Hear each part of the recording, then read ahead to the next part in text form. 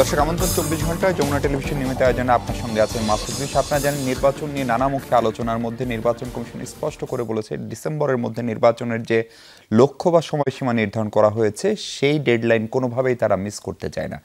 সেই সাথে বেশ কিছু ইস্যুতে ঐক্যমতের জন্য যে ঐক্যমত কমিশন তারা তাদের সুপারিশগুলো বিভিন্ন রাজনৈতিক দলগুলোকে পাঠিয়েছে। 13 তারিখের মধ্যে তারা তাদের মতামত সহ সেগুলো জমা দেবে এবং নবগঠিত নতুন যে দল বাংলাদেশ নাগরিক পার্টি তার প্রধান নাহিদ ইসলাম বলেছেন যে ঐক্যমত হলে তারাই নির্বাচনের ব্যবস্থা করবে। এখানে ঐক্যমত বলতে তিনি মূলত গেল যে আওয়ামী লীগ আমলে যারা অভিযুক্ত দোষী শেখ হাসিনা সহ তাদের বিচার এবং সংস্কার প্রসঙ্গে ঐক্যমতের কথা বলেছেন। সেসব নিয়ে আলোচনা করবো আমরা। আলোচনার জন্য আমার সঙ্গে আছেন বিএনপি দলীয় সাবেক হুইপ ব্যারিস্টার রুমিন ফারহানা। ব্যারিস্টার রুমিন, স্বাগত আপনাকে। আছেন গণ অধিকার পরিষদের সাধারণ সম্পাদক রাশেদ খান। রাশেদ, আপনাকেও ধন্যবাদ ও স্বাগত আমাদের সঙ্গে যুক্ত হওয়ার জন্য। আছেন জাতীয় নাগরিক পার্টির জ্যেষ্ঠ যুগ্ম আহ্বায়ক তাজনুভা জামিন। আপনাকেও স্বাগত। রুমিন আপা, আপনাকে যে আলোচনা শুরু করতে চাই, ডিসেম্বরে যে ডেডলাইন সেটি নিয়ে নির্বাচন কমিশন বরাবরই কিন্তু বলছে তারা সেই লক্ষ্যে কাজ করছে। যদিও প্রধান উপদেষ্টার দপ্তর বা উপদেষ্টারা কখনো ডিসেম্বর, কখনো জানুয়ারি, ফেব্রুয়ারি, মার্চ, ফলে এই নির্বাচনের সময়সীমা নিয়ে এত আলোচনা হতে আমরা আগে কখনো খুব একটা দেখি নাই। এমনকি তত্ত্বাবধায়ক সরকারের সময়ও বা 1/11-এর সময়ও এত আলোচনা হচ্ছে। আপনার ধারণা কি ডিসেম্বরেই তাহলে নির্বাচন হচ্ছে, বা সেইভাবেই আপনার দল, আপনি নিজে প্রার্থী হতে চান, এলাকায় যান, সেভাবে প্রস্তুতি নিচ্ছেন? আপনাকে অসংখ্য ধন্যবাদ। আমি আগে আমার নিজেরটা একটু পরিষ্কার করি। আমি এলাকায় খুবই রেগুলার যাই, বিকজ কালকেও যদি নির্বাচন হয় সেটার জন্য আমার জন্য কোনো হঠাৎ আসা চমক না হয়। নির্বাচন যেদিনই হোক আমার মাঠটি যেন প্রস্তুত থাকে, আমার নেতাকর্মীরা যেন প্রস্তুত থাকে, তারা যেন সংগঠিত থাকে এবং প্রায় শখানেকের উপর কেন্দ্র আছে, তো 85টা কেন্দ্র আমার একটা উপজেলায়, আরেকটা উপজেলায় প্রায় 54টা কেন্দ্র, সো 150-র মতন কেন্দ্র আছে আমার। এই কেন্দ্রকে ঘিরে আমার তো একটা পরিকল্পনা আছে এবং সেই অনুযায়ী আসলে আমাকে কাজ করতে হয়। সো আমি on top, I am ready for the election. Election কবে হবে, that is $1 million question. Why? Because initially আমরা দেখলাম ডক্টর মোহাম্মদ ইউনূস বললেন যে নির্বাচনটি একটি নির্বাচিত সরকারের মেয়াদ যা হয় তার চেয়ে কম হতে হবে, কারণ এটি নির্বাচিত সরকার নয়, এটি অন্তর্বর্তীকালীন সরকার, সো নির্বাচিত সরকারের চেয়ে মেয়াদ কম হবে। কিন্তু তিনি ঠিক পরিষ্কার করলেন না, মানে 5 বছরের চেয়ে কম হবে। 5 বছরের চেয়ে কম হবে, বাট ঠিক কত কম, কতদিন কম? 5 বছরের চেয়ে কম তো আসলে 4 বছর 11 মাসও হতে পারে, উই ডু নট নো, তাই না? উনি সেটা পরিষ্কার করলেন না। ইতিমধ্যে আমরা দেখলাম বিভিন্ন উপদেষ্টা নানান কথা বলছেন। কেউ বলছেন এই বছরের মধ্যেই হবে, কেউ বলছেন সামনের বছরের শুরুতে হবে, এক একজন এক এক কথা বলছেন। আবার যেই যা বলছেন পরবর্তীতে দেখা যাচ্ছে প্রেস উইং থেকে বলা হচ্ছে এগুলো তাদের ব্যক্তিগত মতামত। শেষমেশ প্রধান উপদেষ্টা বললেন এ বছরের ডিসেম্বর বা আগামী বছর জানুয়ারিতে নির্বাচন হবে। আজকে আমি গার্ডিয়ানের একটা সাক্ষাৎকার দেখছিলাম, ওখানে তিনি বলছেন আগামী বছর মার্চে। আপনি আমাকে বলেন তো, এই যে একটু একটু করে পেছানো কিংবা এক এক সময় এক এক কথা বলা, এটা কি জনমনে এক ধরনের অস্বস্তির জন্ম দেয় না? রাজনৈতিক দলগুলোকে এক ধরনের অস্বস্তিতে ফেলে না? এবং আমরা যারা ক্যান্ডিডেট হতে চাই, নির্বাচন করতে চাই, আমাদের জন্য তো এক ধরনের প্রস্তুতির ব্যাপার আছে। সো এক একবার যখন এক এক তথ্য আসে, আমরা এবং আমাদের নেতাকর্মীরা উভয়ই কিছুটা হকচকিয়ে যায় এবং এটাই স্বাভাবিক। আর নানান রকম ফিসফাস তো বাতাসে আছে, এটা অস্বীকার করবার কিছু নেই যে এই সরকার নানান টাল বাহানায় নির্বাচনটাকে দেরি করতে চাচ্ছে। আমি এই কথাটি কেন বলছি? দেখুন, সংস্কারের কথা জোরে সোরে আসছে দুটো জায়গা থেকে। একটা হচ্ছে জাতীয় নাগরিক পার্টি এবং আরেকটি হচ্ছে অন্তর্বর্তীকালীন সরকার। অন্তর্বর্তীকালীন সরকার খোলামেলা ঠিক সংস্কারের কথা সেভাবে বলছে না, তারা বলছে যদি পুরোপুরি সংস্কার হতে হয়, তার সেটা ডক্টর মোহাম্মদ ইউনূস শুরুতে বলেছিল, তাহলে 26শে জুন পর্যন্ত সময় যেতে পারে। আর যদি মোটা দাগে সংস্কার চায় তাহলে এই বছর শেষ বা সামনের বছর শুরু। আর যদি কোনো সংস্কার না চায়, যেদিন চাবে সেদিনই আমরা নির্বাচন দিয়ে দেব।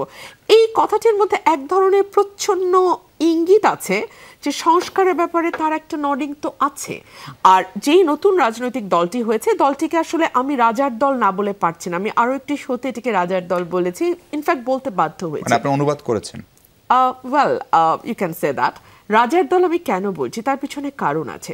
দেখুন, এটি সেই দল যে দলটি গঠিত হওয়ার ব্যাপারে ডক্টর মোহাম্মদ ইউনূস খোলামেলাভাবে আবারও বিদেশি একটি গণমাধ্যমকে বলেছে, আমি তাদের বলেছি রাজনৈতিক দল করতে, কারণ তারা যদি এটি না করে তাহলে এই যে অভ্যুত্থানের স্পিরিট সেটা ছিনতাই হয়ে যাবে বা হাইজ্যাক হয়ে যাবে বা অন্য দলগুলো এটিকে আসলে নষ্ট করে ফেলবে। সো তার সমস্ত আস্থা এবং বিশ্বাস এই নতুন দলটির প্রতি। সো এটিকে আসলে আমি রাজার দল না বলি বা কি করে। কিংবা ধরুন এই রাজার দলের যিনি প্রধান সেই ব্যক্তিটি যখন বিদায় নিয়ে উপদেষ্টা পরিষদ থেকে বেরোলেন তখন আমরা দেখলাম রাজার ঘনিষ্ঠতম একজন প্রেস সচিব মানে প্রধান প্রেস সচিব যিনি, তিনি বললেন যে উনি ভবিষ্যতে প্রধানমন্ত্রী হতে পারেন। অর্থাৎ খুব গাঢ় একটা ব্লেসিং আমরা লক্ষ্য করছি, তাই না? খুব গাঢ় এক ধরনের সিম্প্যাথি আমরা লক্ষ্য করছি। আচ্ছা আপনি বলেন তো মিশু, ঠিক এই ধরনের অ্যাটিটিউড, ঠিক এই ধরনের কথাগুলো যদি বিএনপিকে ঘিরে প্রধান উপদেষ্টা বলতেন, কিংবা তার প্রেস উইংয়ের প্রধান বলতেন, কিংবা তার উপদেষ্টা পরিষদের কেউ কেউ বলতেন, আপনারা কি বিএনপির ব্যাপারে, বা অন্য দলগুলো, আপনারা না দুঃখিত, অন্য দলগুলো কি বিএনপির ব্যাপারে কিছুটা অস্বস্তি বোধ করতো না? এবং তারা কি মনে করতো না যে এই সরকারের অধীনে বিএনপিও নির্বাচন করবে, আমরাও নির্বাচন করব, কিন্তু এই সরকার তো বিএনপির ব্যাপারে এক ধরনের ডিসিশন নিয়েই নিয়েছে, এক ধরনের ব্লু আইড বেবি যেটাকে আমরা বলি, বিএনপি তো এই সরকারের ব্লু আইড বেবি, যদি এই ধরনের কথা বিএনপি বা অন্য কোনো দল সম্পর্কে বলতো, সো সকলের মধ্যে একটা অস্বস্তি আসতো। এই ধরনের অস্বস্তি যদি এখন সবচেয়ে বড় রাজনৈতিক দল হিসেবে বিএনপির আসে এই সরকারের প্রতি, তাকে কি আপনি খুব বড় দোষ দিতে পারেন? কিন্তু আপা, আমি আপনার কাছে আসবো। তাজনুবা, রুমিন আপার এখানে সুস্পষ্ট দুটো অভিযোগ যে আপনারা রাজার দল বা কিংস পার্টি কিনা, এবং তার তিনি 2-3টি উদাহরণ দিয়েছেন। সম্ভবত এরকম আরও অনেক উদাহরণের কথা আপনাদেরকে শুনতে হয়। দ্বিতীয়ত হচ্ছে যে সংস্কার, নির্বাচন এবং বিচার, এগুলো তো আসলে সরকারের বিষয় হওয়ার কথা, বিচার আদালতের বিষয়। আজকে উপদেষ্টা নাহিদ ইসলাম যেটি বললেন যে যদি সংস্কার এবং বিচারের বিষয়ে ঐক্যমত হন আমরাই নির্বাচনের ব্যবস্থা করে দেব। নির্বাচনের ব্যবস্থা করার মানে নাহিদ ইসলাম বা জাতীয় নাগরিক পার্টি তারা কারা? নাকি গণ অভ্যুত্থানে আপনার নেতৃত্ব দিয়েছেন বলে যা হবে সবকিছুর নেতৃত্ব আপনাদেরকে দিতে হবে? ধন্যবাদ মিশু ভাই আপনাকে, আমার সহ আলোচক এবং দর্শক যারা শুনছেন সবাইকে ধন্যবাদ। আপনার দ্বিতীয় প্রশ্নটার উত্তর দিয়ে আমি শুরু করতে চাই, কারণ প্রথম রাজার দলের উত্তর অনেকবার দিয়েছি, এটা আগে দিতে চাই।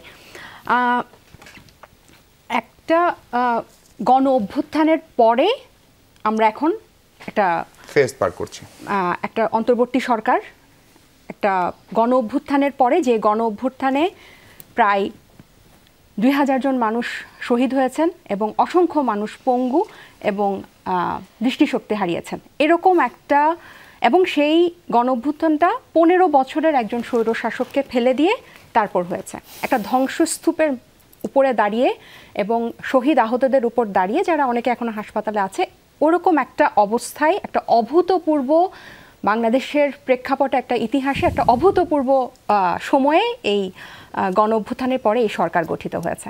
এখন এর পরের আমরা বাংলাদেশের দিকে আগাবো। এর পরের বাংলাদেশকে কিন্তু এই তরুণ সমাজ নতুনভাবে দেখতে চায়, খুব পরিষ্কার কথা। তা নতুনভাবে দেখতে চাই, আমরা মনে করি আমাদের বোঝার বৈশিষ্ট্যগুলো কি? হ্যাঁ, আমি একটু শেষ করি। নতুনভাবে দেখতে চাই এবং আমাদের বোঝাপড়ায় বলে যে মুক্তিযুদ্ধের পর একটা স্বাধীন ভূখণ্ডে যে বাংলাদেশের মানুষের যে গণতান্ত্রিক মুক্তি, সেটা ব্যর্থ হয়েছে। আমরা সুযোগ পেয়েও সেটা হারিয়েছি, এবং এই দফা আমরা ইতিহাস থেকে শিক্ষা নিয়ে আমরা বলছি এটা আমরা আর হতে দিব না। এবং এছাড়া এর মাঝে আরও অনেক পরিক্রমা আছে, আমাদেরকে আশঙ্কা আমাদের মধ্যে তৈরি করার জন্য ব্যর্থ হবে। এই অবস্থায় আমরা বলছি যে আমরা খুব সুন্দরভাবে, সুস্পষ্টভাবে, যেভাবে গণ অভ্যুত্থানে সব ধরনের ফ্যাসিবাদ বিরোধী শক্তি অংশ নিয়েছিল, সবাইকে নিয়ে আমরা নতুন বাংলাদেশে যাব। এখন এই নির্বাচন, আপনি যে বললেন যে বিএনপির এখন একমাত্র চাওয়া নির্বাচন, সেটা যেই সময়ের মধ্যেই হোক। 5ই আগস্টের আগে বাদ দিলাম, 5ই আগস্টের পরে 6ই আগস্ট পর থেকে বিএনপির একটাই রাজনীতি, সেটা হচ্ছে তারা নির্বাচন চায়। নির্বাচিত সরকার সব কিছুর সমাধান করবে, মানে সব অসুখের ওষুধ হচ্ছে নির্বাচন। খুব ভালো কথা।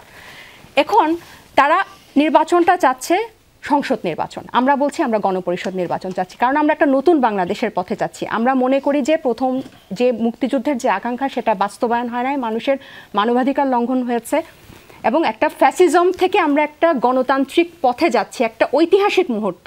আমরা চাই গণপরিষদ নির্বাচন।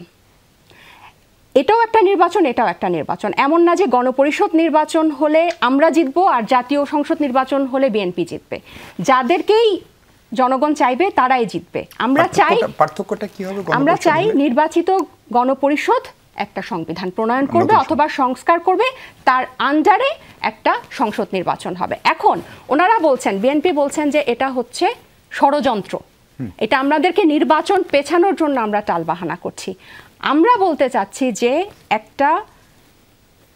যেই এত বড় একটা ফ্যাসিস্ট দল আওয়ামী লীগ এই জুলাই হত্যাকাণ্ড এবং পূর্ববর্তী পিলখানা, শাপলা, গুম, খুন, ক্রসফায়ার, অর্থ পাচার, 3টা অবৈধ নির্বাচন, এরকম একটা ফ্যাসিস্ট দল, তাদের একটা বিচার, দৃশ্যমান বিচার ছাড়া এবং সংস্কার ছাড়া আমরা নির্বাচনে যেতে চাই না। কিন্তু নির্বাচনকে আমরা অস্বীকার করছি না, আপনাদের সময়কালকেও আমরা অস্বীকার করছি না। আমি একটু যুক্ত করতে চাই, আজকে জাতীয় ঐক্য কমিশনের কিন্তু ঐক্যমত্য কমিশনের সহসভাপতি প্রফেসর আলী রিয়াজ কিন্তু উনি বলেছেন যে যেই সুপারিশগুলো আসবে, আমি এটা পুরাটা বলছি না, যে সুপারিশগুলো আসবে সেটা 6টার বিকল্প পথ কিন্তু উনি বলেছেন, যার মধ্যে শুধু 6টার মধ্যে 5টাই কিন্তু গণভোট বা গণপরিষদের মাধ্যমে এবং গণপরিষদ এবং আইনসভার মধ্যে। আমরা কিন্তু এখন অধ্যাদেশের কথা উনি বলেছেন নির্বাচনের আগে হচ্ছে গণভোট, নির্বাচনের সময় গণভোট, গণপরিষদের মাধ্যমে এবং গণপরিষদ ও আইনসভার মাধ্যমে। এখন আমরা কিন্তু নির্বাচন, এই যে আপনি যে বললেন নাহিদ ইসলাম যে কথাটা বলেছে, উনি সহযোগিতা চেয়েছে যে আপনারা নির্বাচনের জন্য এরকম মুখিয়ে আছেন, ঠিক একইভাবে আমরা সংস্কার এবং দৃশ্যমান বিচারের জন্য আমরা এভাবে মুখিয়ে আছি। আপনারা আমাদেরকে এটাতে সাহায্য করেন, আমরা আপনাদেরকে বিচার নির্বাচন সময় মতো, আপনাদের সময় মতো হওয়ার জন্য আমরা সাহায্য করব। এখানে নির্বাচনের ব্যবস্থা করে দেওয়ার কথা বলা হয় না। আমরা এখানে একটা জাতীয় ঐক্যমতে পৌঁছাতে চাই, কারণ এখন কারণটা বাংলাদেশ, যে জনগণ যাকেই ভোট দিবে, এমন যদি হয় আপনারা যদি গণপরিষদে যেতেন, আপনারাই নির্বাচিত গণপরিষদ, আপনারাই একটা সংবিধান প্রণয়ন করবেন বা সংস্কার করবেন, এরপরে আপনারা সংসদে যাবেন। আমরা কিন্তু বলছি না যে আমরা এখানে কোনো ষড়যন্ত্র নাই, আমরা ওনাদের সহযোগিতাটা আশা করছি, আমরাও সহযোগিতা করব বলে বলছি। একদম পরিষ্কার। রাশেদ, গণপরিষদ নির্বাচন বনাম সংসদ নির্বাচন সম্ভবত সেটা নিয়ে এখন আলোচনা, ফলে আলোচনায় নির্বাচন অলরেডি চলে এসছে এবং ঐক্যমত্য কমিশনও সেটা বলছে যে গণপরিষদ যে নির্বাচন হবে সেটা গণপরিষদ নির্বাচন হতে পারে, সেটাকে সংসদে কনভার্টও করা যেতে পারে। প্রফেসর আলী রিয়াজের যা ব্যাখ্যা আজকে আমরা পড়লাম, ফলে আপনাদের বোঝাপড়া কি বা আপনারা আসলে কি চান? হ্যাঁ, ধন্যবাদ সবাইকে। গণ অধিকার পরিষদের পক্ষ থেকে শুভেচ্ছা। আমার বোঝাপড়া আপনার বোঝাপড়া গুরুত্বপূর্ণ না। আমি আপনি ইলেকশন করব, ভোট দিবে জনগণ। এখন কথা হলো যে নির্বাচন বলতে বাংলাদেশের জনগণ কি বোঝে? বাংলাদেশের জনগণ নির্বাচন বলতে কিন্তু ভোট দিয়ে তার জনপ্রতিনিধি নির্বাচন করবে, সেটিকেই বোঝে। গণপরিষদ, আপনি একজন রিক্সা চালক, ভ্যান চালক বা একজন শিক্ষিত মানুষের কাছেও কিন্তু আপনি গণপরিষদের উত্তর পাবেন না। আমার মনে হয় যারা বলছে তারাও সঠিকভাবে যদি আপনি তাদের কাছে উত্তর দাবি করেন, তারা উত্তর দিতে পারবে না। এখন তাদেরকে কেউ শিখিয়ে দিচ্ছে, পড়িয়ে দিচ্ছে, পিছন থেকে গাইডলাইন করছে, আপনি তাদেরকে চিনবেন না। দেখেন, আমরা দেখেছি ১/১১ সরকার, ১/১১ সরকার কিন্তু শুরুতে এমন মিষ্টি মিষ্টি কথা তারা বলল যে মনে হচ্ছে তারা দেবতা রূপে আবির্ভূত হয়েছে। পরবর্তীতে আমরা দেখলাম যে তারা ষড়যন্ত্রকারী।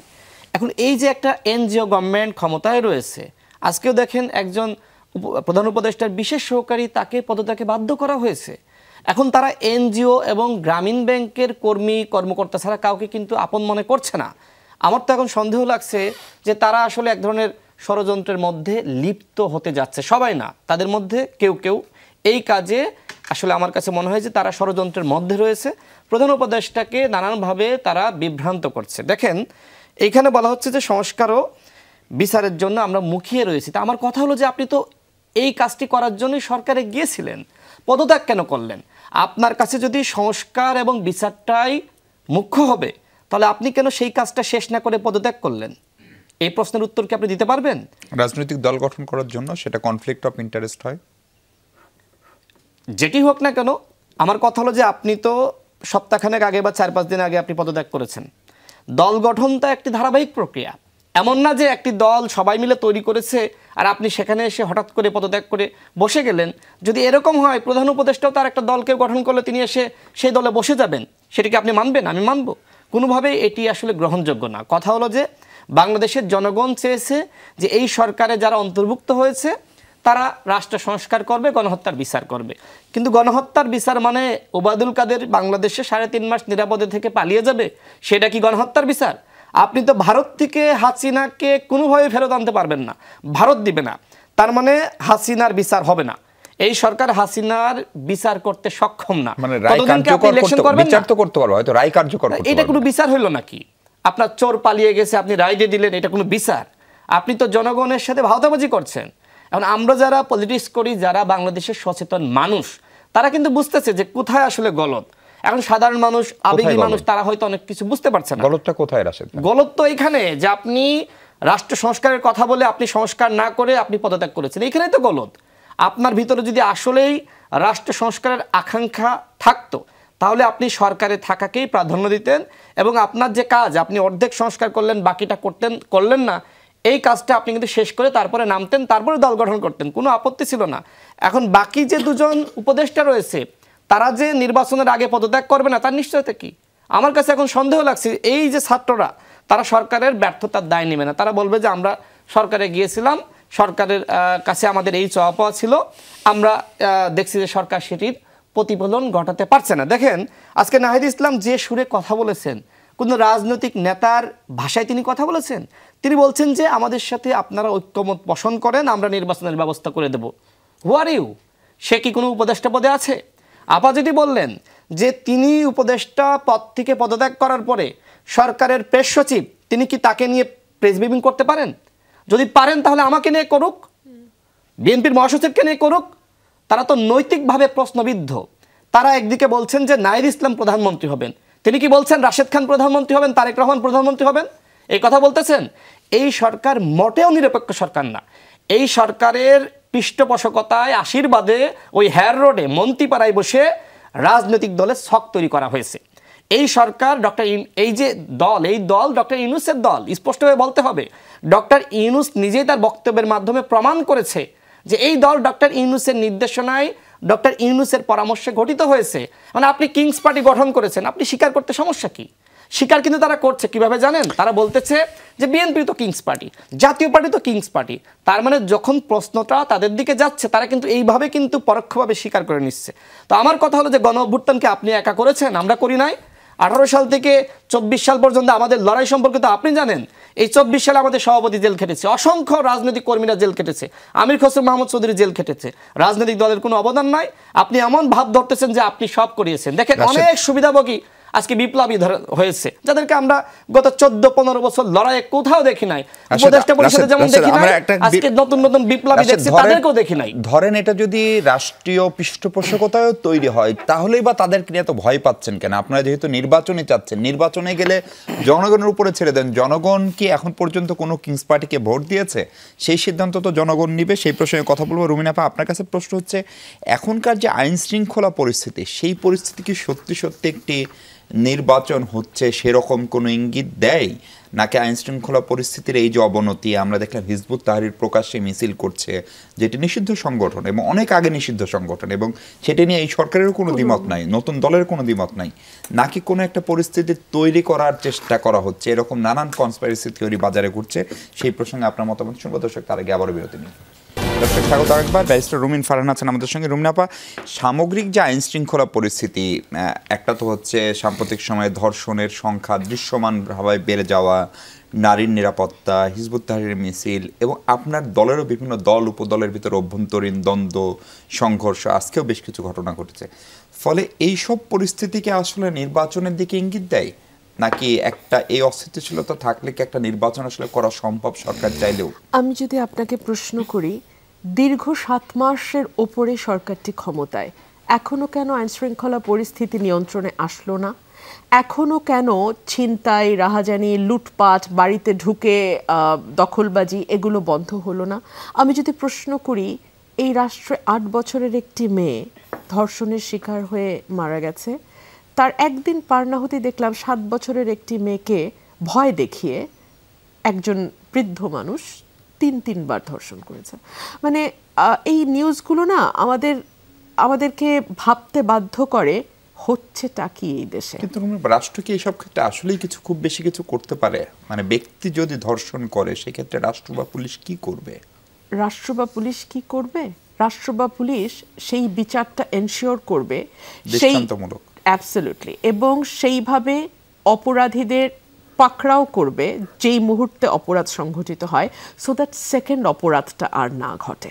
কিন্তু আমরা না এই জায়গাগুলোতে দেখছি। এবং ফর এক্সাম্পল দেখেন, এই যে ঢাকা শহরের কয়েকটা এলাকা, মোহাম্মদপুর, মিরপুর, উত্তরা, এই জোনগুলা মানুষ আগারগা, একটু নির্জন থাকে, অপরাধ প্রবণ, এবং মানুষ অ্যাভয়েড করা শুরু করেছে এখন। কেন এরকম হবে?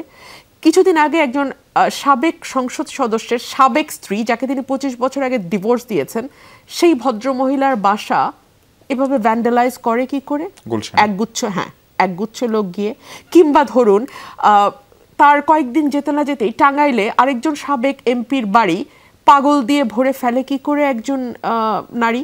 মানে এই যে এই ঘটনাগুলো ঘটছে না, আমার কাছে মনে হয় যে এখানে যদি রাষ্ট্রের ট্যাসিট মদদ, প্রত্যক্ষ মদদ না, ডিরেক্ট মদদ না, ট্যাসিট মদদ না থাকতো, এগুলো হতে পারতো না। আর একটা কথা মাথায় রাখতে হবে, পরিস্থিতি কিন্তু একদিনে এই জায়গায় এসে পৌঁছায়নি, ধীরে ধীরে ধীরে ধীরে। যে আপনি বলেন হিজবুত তাহরির ঘোষণা দিয়ে মিছিল করছে, এর আগে আমরা লক্ষ্য করেছি বেশ কয়েকটি ইনসিডেন্ট।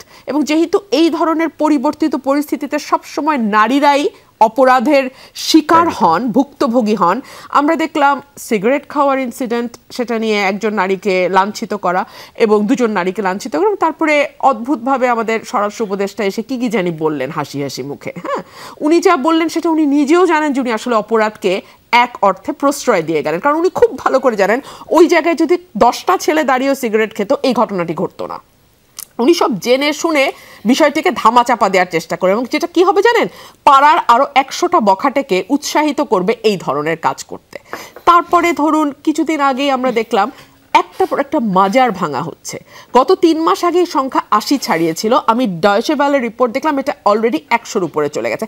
একটা ঘটনা আপনি দেখান তো দৃষ্টান্তমূলক শাস্তি দেয়া হয়েছে। আমি আপনাকে একটা কথা বলি, সমাজে সংখ্যাগরিষ্ঠ কেমন আছে সেটা কিন্তু ধর্ষণের বিচারের জন্য সরকার কালকে অনেকগুলো মৌলিক সিদ্ধান্ত নিয়েছে। 3 মাসের মধ্যে বিচার, 15 দিনের মধ্যে চার্জশিট। আপনি আমাকে বলেন, এই যে এই একটা অবস্থা তৈরি হলো যে ঘরের মধ্যে একটি 8 বছরের শিশু ধর্ষিত হলো, তার কারণ হচ্ছে ব্যাক অফ দ্য মাইন্ড আমাদের অপরাধীদের মনে আছে যে পুলিশ তত কার্যকর নাই, করেও হয়তোবা পার পেয়ে যাওয়া যেতে পারে। আমরা একটা ভুক্তভোগী, সে কোথায় গিয়ে এখন বিচার দিবে? থানায় গেলে থানা হয়তো মামলা নাও নিতে পারে, কারণ আরো 10টা ইনসিডেন্ট এরকম সে হতে দেখেছে। মানে শুধু ধর্ষণেরই না, অন্য অপরাধগুলো যেটা ক্রমাগত হচ্ছে, প্রতিদিন ঘটছে। বাসে, চলন্ত বাসে 3 ঘন্টা ধরে ডাকাতি হচ্ছে। আমরা দেখতে পাচ্ছি বিভিন্ন এলাকায় ভিত্তিক আপনার ছিনতাই 50% বেড়ে গেছে। পুলিশ নিষ্ক্রিয়, এবং সরকার নিজেই বলছে পুলিশ নিষ্ক্রিয়। এবং কখন বলছে? যখন সরকারের স্বরাষ্ট্র উপদেষ্টা রাত 3টার সময়, বাংলাদেশের 53 বছরের ইতিহাসে কোনো মন্ত্রী বা উপদেষ্টা রাত 3টার সময় সংবাদ সম্মেলন করে নাই, উনি করেছেন। কখন হচ্ছে? যখন অক্সিলিয়ারি ফোর্স হিসেবে আর্মি কিন্তু মাঠে আছে, তাদের কিন্তু ম্যাজিস্ট্রেসি পাওয়ার দিয়ে রাখা হয়েছে।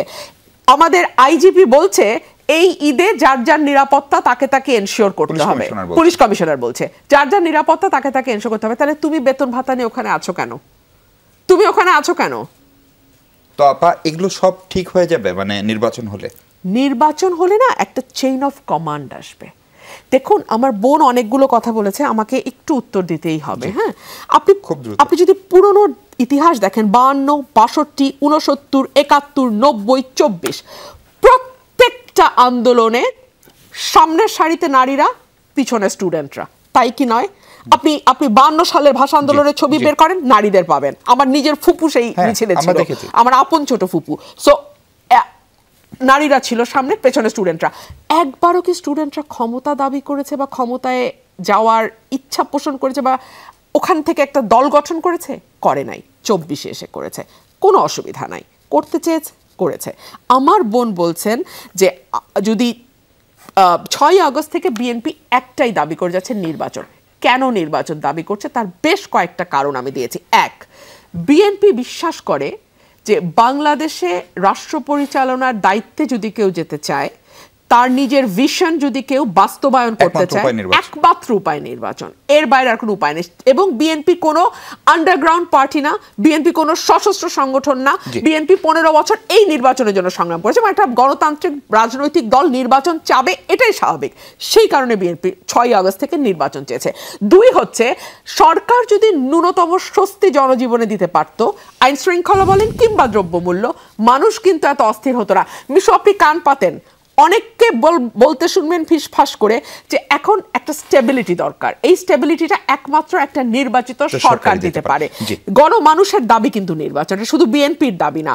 3 হচ্ছে, ল এনফোর্সমেন্ট এজেন্সি সক্রিয় হচ্ছে না। কেন? বিকজ তারা জানে তারা যদি এখন কোনো শক্ত স্টেপ নেয়, পরবর্তীতে কে আসবে না আসবে একটা দোলাচলের ব্যাপার আছে, এই সরকার কতদিন আছে সেটাও তারা জানে না। আমি এমনকি অনেকের ব্যাপারে ব্যক্তিগতভাবে জানি যারা সকল যোগ্যতা থাকা সত্ত্বেও কোনো প্রমোশন বা কোনো পোস্টিং নিতে চাচ্ছে না, বিকজ তারা মনে করছে বাংলাদেশের যে কালচার তাতে হয়তো পরবর্তীতে তাদেরকে লেভেল হয়ে যাবে তারা এই সরকারের। তার মানে কি? আর একটা কথা প্লিজ, হ্যাঁ, 2 হচ্ছে, সংস্কারের সাথে কি বিএনপির কোনো বিরোধ কখনো দেখেছেন? 2016 সালে বিএনপির অ্যাক্টিং চেয়ারম্যান বিএনপির চেয়ারপারসন দেশনেত্রী বেগম খালেদা জিয়া ভিশন 2030 দিয়ে কি সকল সংস্কারের কথা বলেনি? এর বাইরে কোনো সংস্কারের কথা কি নতুন রাজনৈতিক দল কিংবা উপদেষ্টারা কেউ বলছেন? বলেনি।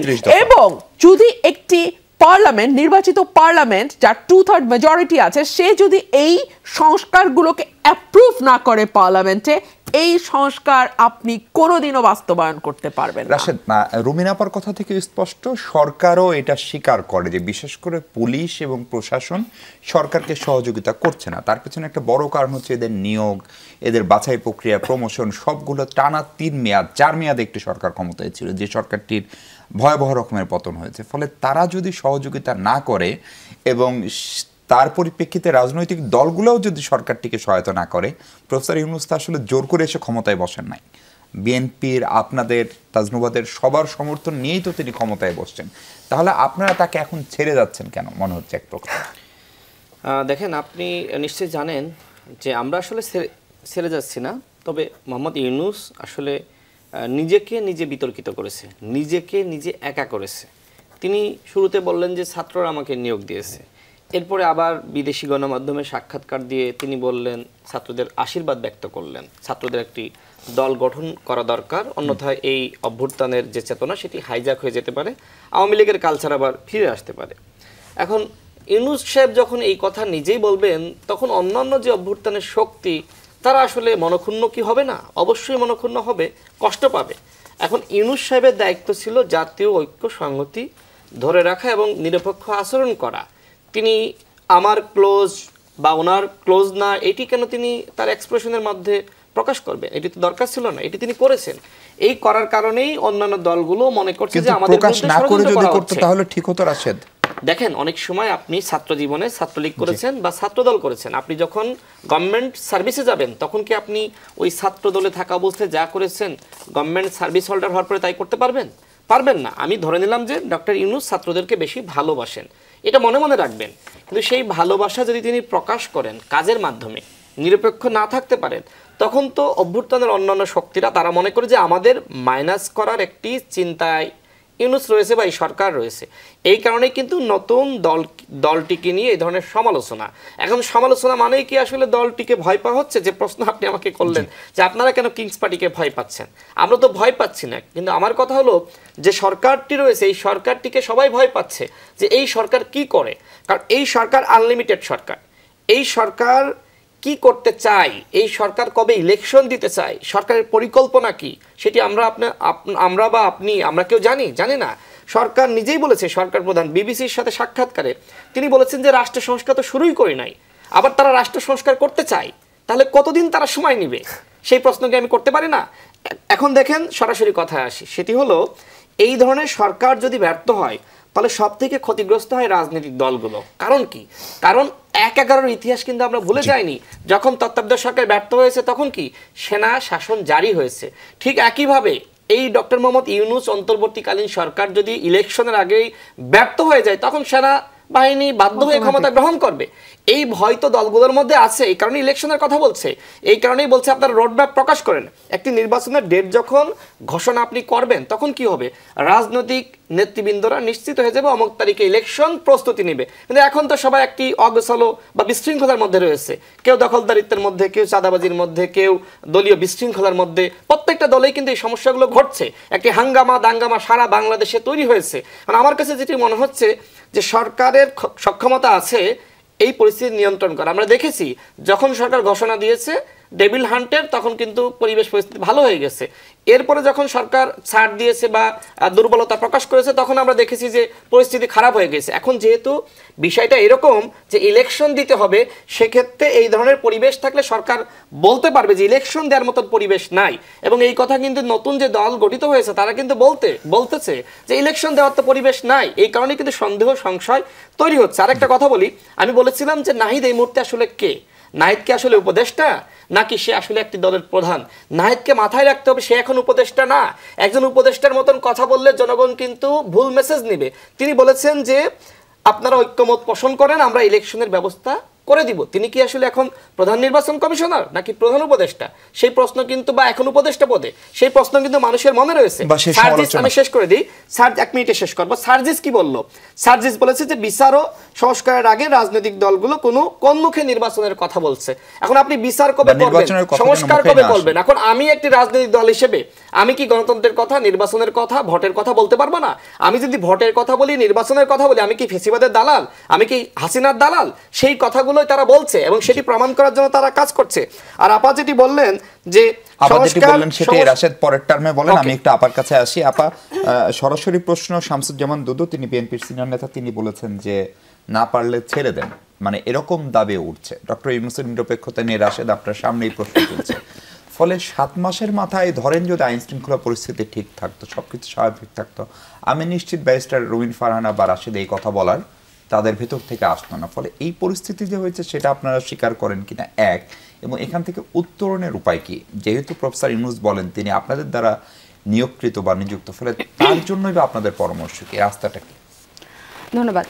এই আইন শৃঙ্খলার বিষয়টাতে যাওয়ার আগে আমি 2টা বিষয় না বললেই না, যে গণপরিষদের ব্যাপারটা শিখিয়ে পড়িয়ে পিছন থেকে কেউ দিয়েছে, এই ধারণাটা আসলে পোট্রে করা হচ্ছে। গণপরিষদ নির্বাচনের ব্যাপারটা আমি আহ্বান জানাবো, আপনারা একটু অন্যান্য রাজনৈতিক দলদেরকে, ভাই বোনদেরকে আহ্বান জানাবো, আপনারা একটু বোঝার চেষ্টা করেন। নির্বাচন পেছানোর কোনো ষড়যন্ত্র আমাদের নাই।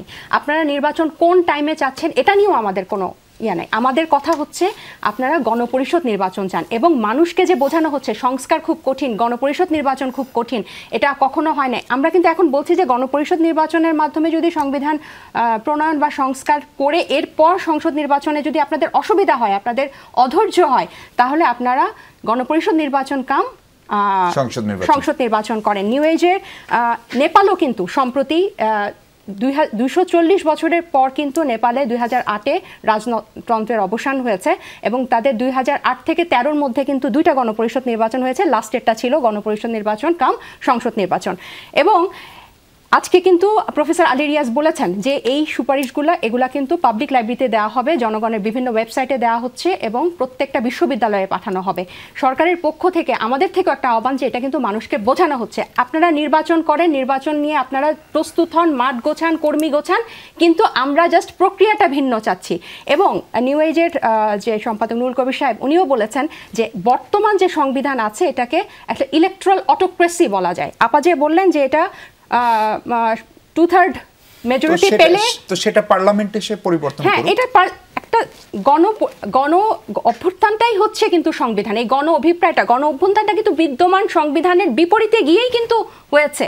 গণ অভ্যুত্থান কিন্তু সংবিধান মেনে হয় নাই। হ্যাঁ, তাহলে এখন গণপরিষদেই কিন্তু সংবিধান প্রণয়ন বা সংস্কার হতে হবে, সেটা আইন সংসদে হবে না, আইনসভায় হবে না।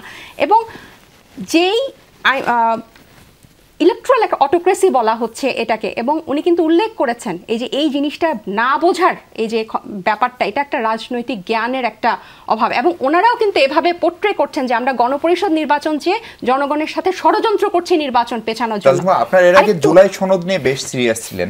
আমরা এখনো জুলাই সনদ নিয়ে সিরিয়াস, আমাদের কিন্তু এখনো না, আমরা পিছু হটি নাই। আমরা কিন্তু সব রাজনৈতিক দলকে আমরা এটাতে আহ্বান জানিয়েছিলাম এবং সরকার পরবর্তীতে কিন্তু আমাদের আহ্বানের প্রেক্ষিতেই কিন্তু সরকার বলেছে যে ঘোষণাপত্র করবে এবং এটা কিন্তু আমাদের এখনো চাওয়া যে এই জুলাই ঘোষণাপত্রকে এই সংস্কারের মধ্যে এটা নিয়ে আসতে হবে। আমি আরেকটু আপনাকে বলি যে 2/3 ব্যাপারটা, যদি এই মেজরিটি পেয়ে যদি বিএনপি 2/3 গিয়ে যে সংস্কার করে, পরবর্তীতে যদি আরেকটা দল আসে তারা তো ওই হা না ভোট করে এটা আবার বাতিল করে দিবে।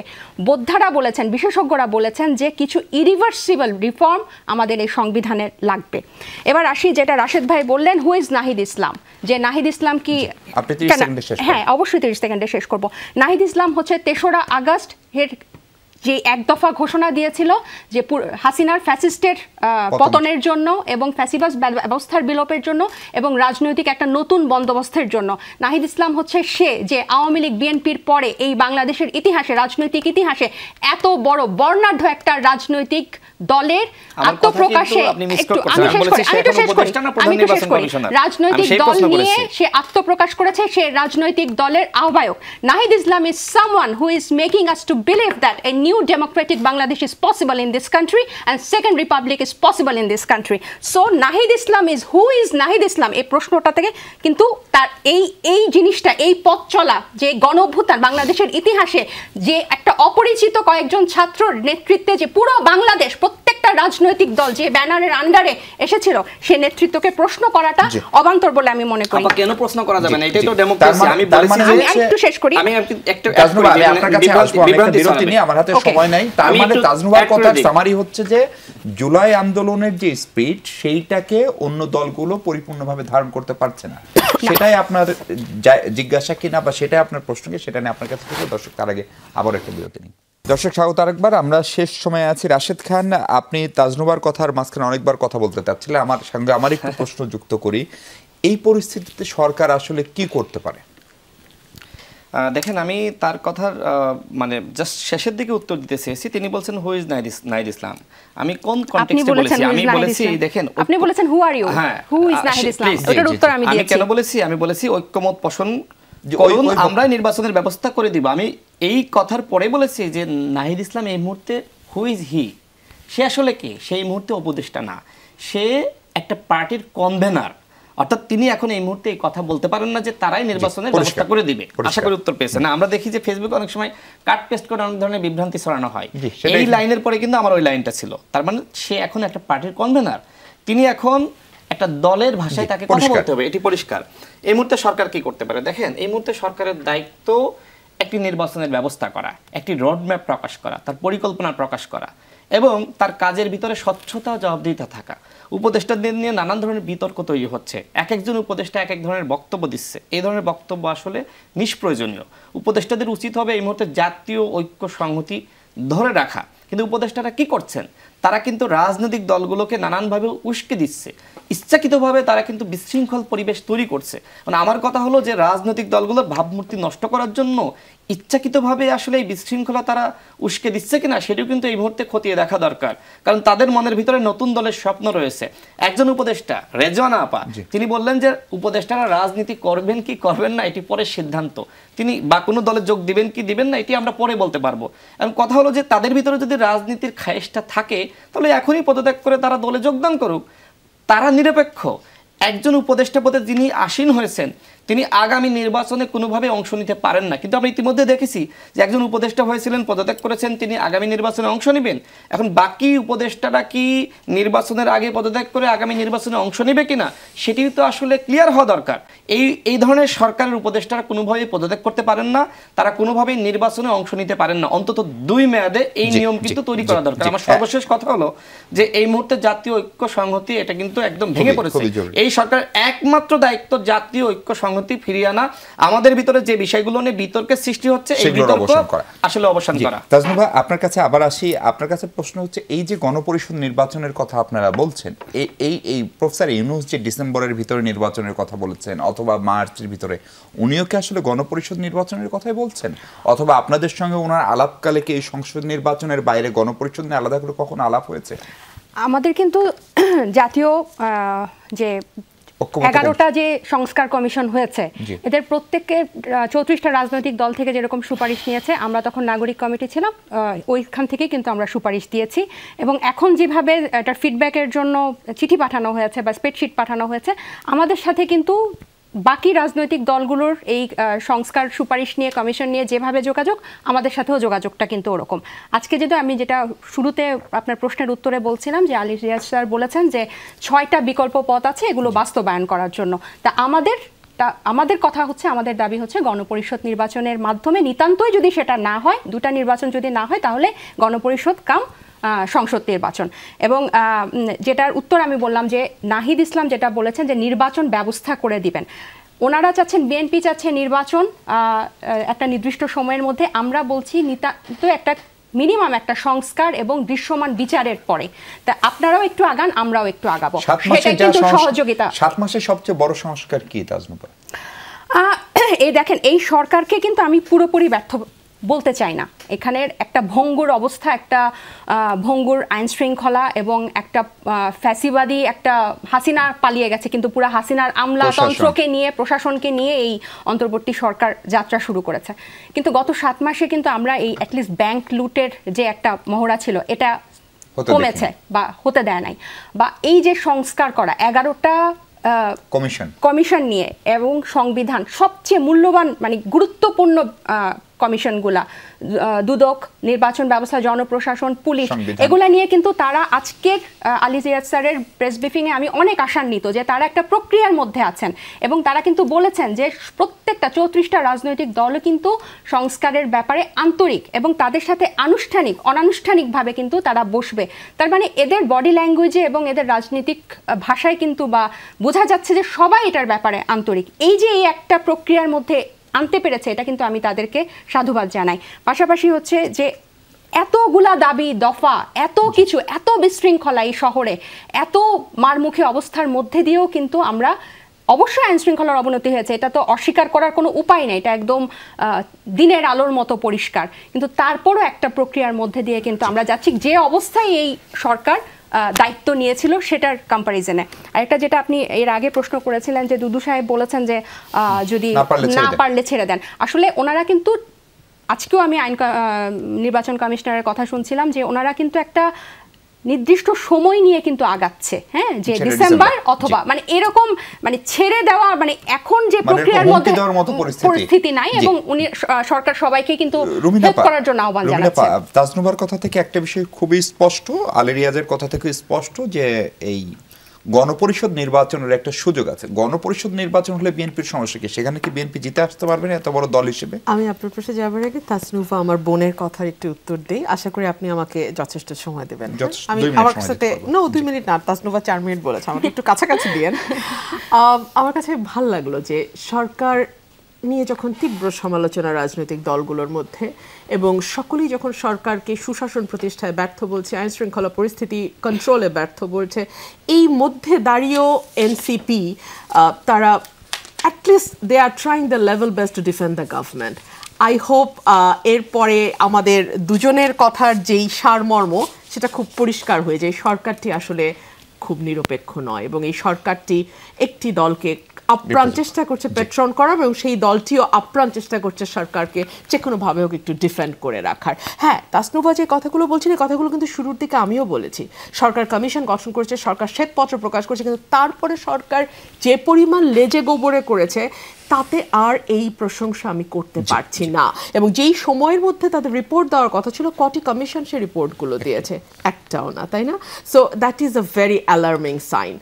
দুই হচ্ছে আমার, আমি আসছি গণপরিষদের প্রয়োজনটাকে আমি যদি জিজ্ঞেস করি, আমার বোন খুব সংশোধন, এক সেকেন্ড, সংবিধান সংশোধনের তো সংসদই যথেষ্ট, গণপরিষদ লাগবে কেন? গণপরিষদ তখন প্রয়োজন হয় যখন একটি নতুন সংবিধান প্রণয়নের দরকার হয়। সেটি কখন হয়? যখন নেপালের মতো রাজতন্ত্র থেকে গণতন্ত্রে আসতে হয় কিংবা সমাজতন্ত্র থেকে গণতন্ত্রে ফিরতে হয়। এরকম জায়গাগুলোতে সাধারণত আমরা খোল নলচে পাল্টে সংবিধানকে বদলাতে দেখি। প্লিজ আমাকে শেষ করতে দেন। আমার বোন আরেকটি কথা বলেছেন যে ইরিভার্সেবল রিফর্ম দরকার কিছু কিছু জায়গায়। আমি জানি না আমার বোন কি সচেতনভাবে কথাটি বলেছেন কিনা, কারণ এই ইরিভার্সেবল রিফর্মের কথা শেখ হাসিনা কাগজে কলমের সংবিধানে ইনক্লুড করেছে, না ইনক্লুড করেছে 7 ধারা, এবং সেটাকে আমরা বলেছিলাম অসাংবিধানিক। Because very basic principle of jurisprudence হচ্ছে আজকের সংবিধান কখনোই আগামীর সংবিধান, আজকের সংসদ কখনোই আগামীকালের সংসদের হাত বেঁধে দিতে পারে না। সো আজকের সংসদ ঠিক করতে পারে না যে কোন কোন ধারা ইরিভার্সেবল। সো আজকে যখন আমার বোন এই কথাটি বলছেন, that goes against the very basic principle of jurisprudence. একেবারে সময় নাই, শেষে আমি একটু বলি যেই সংস্কারগুলো, for example prime minister and প্রেসিডেন্টের ক্ষমতার ভারসাম্য। ধন্যবাদ রাশেদ, ধন্যবাদ রুমিনা আপা। আমি দুঃখ প্রকাশ করে এই ছিল আলোচনা। দেখা হবে আগামীকাল। ভালো থাকবেন।